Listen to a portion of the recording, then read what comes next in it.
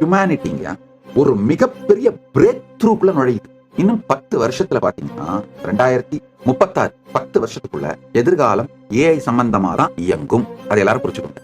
ஒரு சாதாரண விஷயமான ரூமை எப்படி கிளீன் பண்ணணும் அப்படிங்கறதுல ஆரம்பிச்சு உங்க பர்னிச்சர்ஸை எப்படி அடுக்கணுங்கிறதுல இருந்து உங்களுடைய வாழ்க்கையோட மிக உயர்ந்த நிலையை எப்படி அடையிறதுன்றது வரைக்கும் எல்லாருமே ஏஐயோட நாலேஜையும் எக்ஸ்பர்டைஸையும் எடுத்துக்கிட்டு தான் செயல்பட போறாங்க.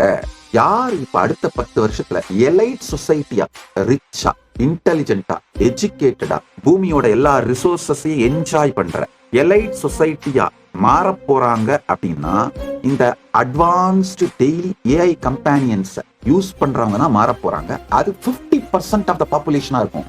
மீதி 50% பாப்புலேஷன் இந்த எலைட் சொசைட்டியை ஃபாலோ பண்றவங்களா இருப்பாங்க. அவ்வளவுதான். இப்ப அந்த காலத்துல எல்லாம் ஒருத்தனை டிப்ரைவ் பண்ணணும்னா எஜுகேஷன் டிப்ரைவ் பண்றது, இல்ல பொருளாதார ரீதியா அவனை வறுமையில வைக்கிறது, இப்படி எல்லாம் டிப்ரைவ் பண்ணுவாங்க இல்லையா? இதுக்கு மேல அதெல்லாம் எதுவுமே முடியாது. அடுத்த 10 வருஷத்துக்குள்ள யாரையுமே நீங்க எந்த விதத்திலையும் டிப்ரைவ் பண்ண முடியாது. டெய்லி ஏஐ கம்பெனிஸ் யூஸ் பண்றவங்க எல்லாருமே எலைட் சொசைட்டியா மாற போறாங்க. அது 50% ஆஃப் த பாப்புலேஷன் அப்படிதான் ஆக போகுதுங்க.